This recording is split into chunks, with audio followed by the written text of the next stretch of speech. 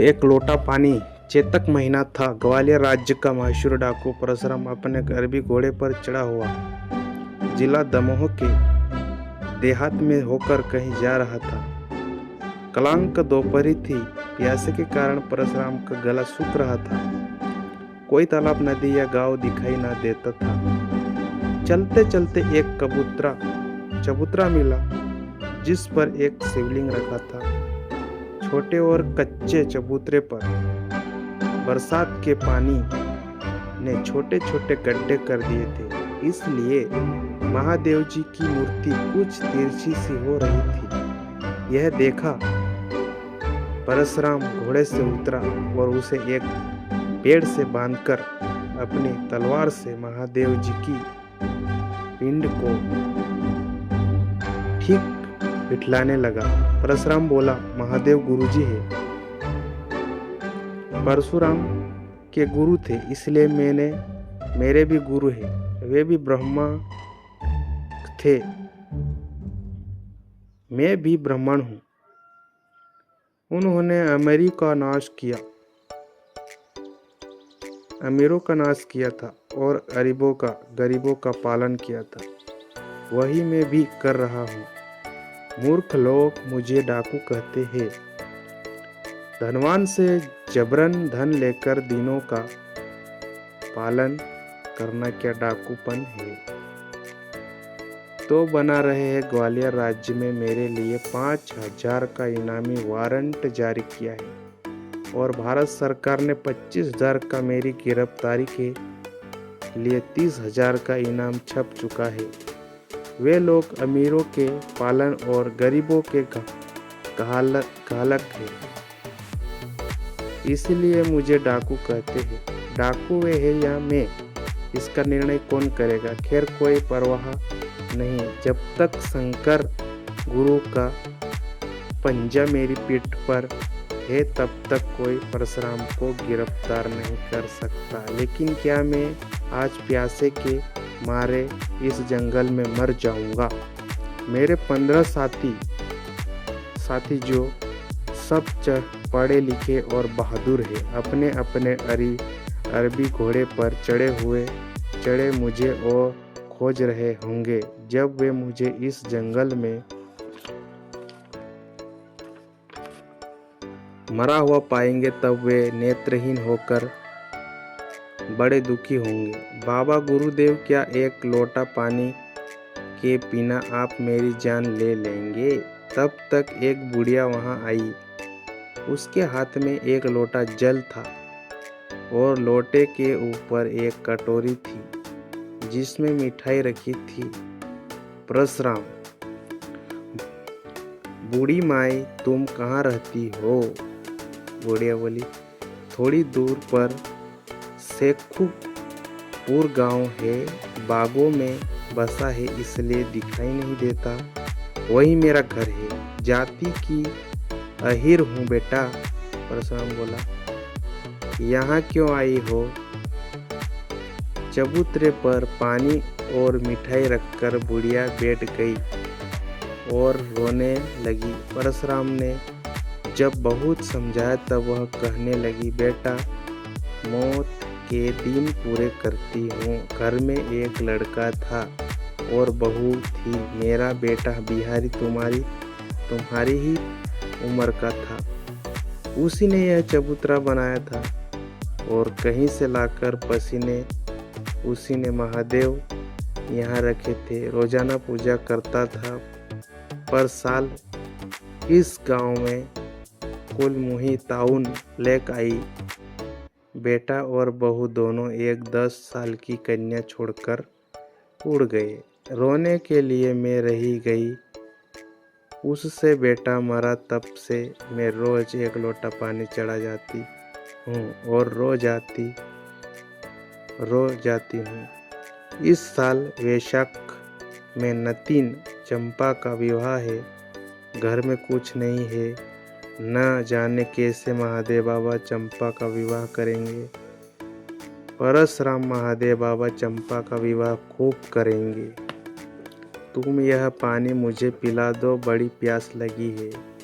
बुढ़िया बोली, P low बेटा, पी लो, मिठाई भी खा लो।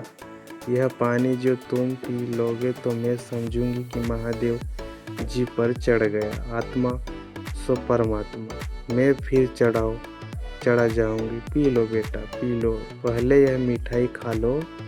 इतना कहकर बुढ़िया ने पानी का लोटा और मिठाई की कटोरी परशुराम के सामने रख दिए। मिठाई खाकर और शीतल स्वच्छ जल पीकर परशुराम बोले, चंपा का विवाह कब होगा माई? बुढ़िया बोली, वैशाख के उंजरे पाक की पंचमी को टीका है, केसरीपुर से बारात आएगी। परशुराम बोला, विवाह के लिए तुम चिंता कुछ मत करना, तुम्हारी चंपा का विवाह महादेव ही करेंगे। बुढ़िया तुम कौन हो बेटा? बुढ़िया बोली, तुम कौन हो बेटा? तुम्हारी हाजिरी अमर हो, गांव तक चलो तो तुमको कुछ खिलाऊंगी, भूखे मालूम होते हो। परशुराम, भूखा तो हूँ पर गांव में नहीं जा सकता, मेरा नाम परशुराम है और लोग मुझे डाकू कहते हैं।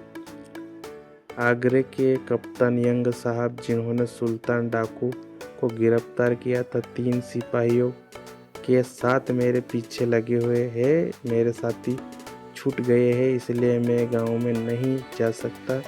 जिस दिन चंपा का विवाह होगा उस दिन तुम्हारे गांव में 5 मिनट के लिए आऊँगा। तो बुढ़िया बोली, तुम डाकू तो मालूम नहीं पड़ते, देवता मालूम पड़ती है। घोड़े पर सवार होकर परशुराम कहा, अब ऐसा ही उल्टा जमाना आया है माई। उदार और बहादुर को डाकू कहा जाता है और महल में बैठकर दिन दहाड़े गरीबों को लूटने वालों को रईस कहा जाता है।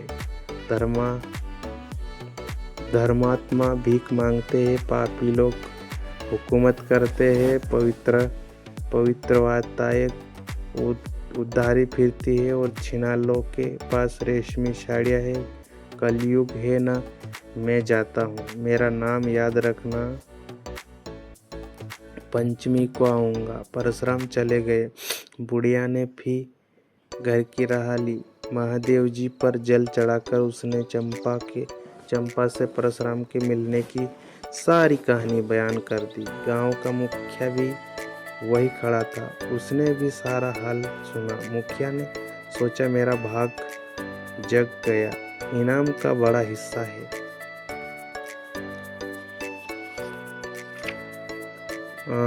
पाऊंगा थाने में जाकर रिपोर्ट लिखाई। फिर वैशाख शुक्ल पक्ष पर पंचमी के दिन परशुराम शेखपुर में चंपा के विवाह में शामिल होने आएगा। पुलिस के द्वारा यह समाचार यंग साहब को मालूम कर देना चाहिए। अगर उस रोज डाकू परशुराम गिरफ्तार न हुआ तो फिर कभी न हो सकेगा। चौथ के दिन बिहारी अहिर के दरवाजे पर 5 गाड़ियां आकर खड़ी हुई। एक में आटा भरा था, एक में घी, शक्कर और तरकारियां भरी थी।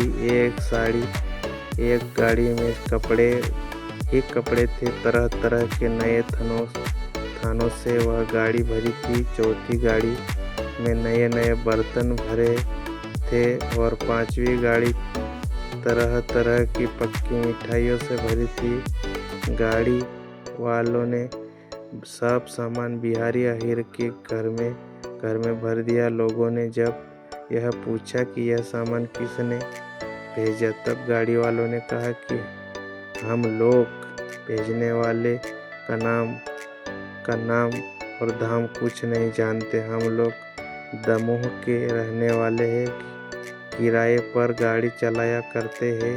हम लोगों को किराया अदा कर दिया गया। हम लोगों को केवल यही हुक्म है कि यह सामान शेखपुर के बिहारी अहिर के घर में जबरन भर आवे, बस, और ज़्यादा 3-5 हम लोग कुछ नहीं जानते। इस विचित्र घटना पर गांव भर आश्चर्य कर रहा था। केवल मुखिया को और बुढ़िया को मालूम था कि यह सब काम परशुराम का है। मुखिया ने थाने में इस घटना की रिपोर्ट लिखाई और यह भी लिखाया कि कल पंचमी के दिन सुबह जब चंपा के फेरे पड़ेंगे, उसी समय कन्यादान देने खुद परशुराम के आने की उम्मीद है, क्योंकि वह अभी तक खुद नहीं आया है। 5 मिनट के लिए गांव में आने का उसने वचन दिया है, चाहे धरती इधर की उधर हो जाए, पर परशुराम का वचन खाली नहीं जा सकता।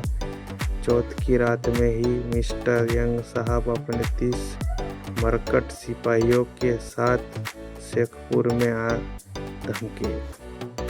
उन सबों ने घोड़े के सौदागरों का भेष बनाया था और मुखिया के दरवाजे पर वे लोग ठहर गए। गांव वालों ने जाना कि घोड़े के सौदागर लोग मेले को जा रहे हैं। मुखिया और चौकीदार के सिवा असली भेद कोई नहीं जानता था। पंचमी का सवेरा हुआ। परशुराम ने जो ही घोड़े पर चढ़ना चाहा, त्यों ही चीख हुई। एक साथी का नाम था रहीम, BA पास था, पेशावर का रहने वाला था। घोड़े की सवारी में और निशाना लगाने में एक ही था। रहीम ने परशुराम को रोकते हुए कहा, कहाँ जा रहे हो आप? परशुराम, शेखपुर चंपा का कन्यादान देने। तुमको तो सब हाल मालूम करा दिया था, रोको मत, रुक नहीं सकता। रहीम चीख हुई। परशुराम, मुसलमान होकर भी चीख को मानते हो? रहीम बोला, बात यह है कि यंग साहब अपने 30 सिपाहियों के साथ इधर ही गए हैं। इन लोगों ने सौदागरों का स्वागत बनाया है, मगर मेरी नज़रों का धोखा नहीं दे सकते। परशुराम बोला, घूमने दो, क्या करेगा यंग साहब? रहीम बोला, मालूम होता है कि मूर्ख बुढ़िया ने आपके मिलने का हाल अपने गांव में बयान कर दिया। पुलिस को आपके मां जाने का हाल मालूम हो गया है। तभी यंग साहब ने मौका देखकर चढ़ाई ही है। परशुराम बोला, संभव है तुम्हारा अनुमान सही हो, लेकिन इसी डर से मैं अपने वचनों को तोड़ नहीं सकता। एक लोटा पानी से ऋण होना है। रहीम, अच्छा तो मैं भी साथ चलता हूँ, जो वक्त पर साथ दे वही साथी है। परशुराम बोला, तुम्हारी क्या जरूरत है, तुम यहीं रहो। रहीम बोला, मैं आपको अकेला नहीं जाने दूंगा, नमक हरामी नहीं।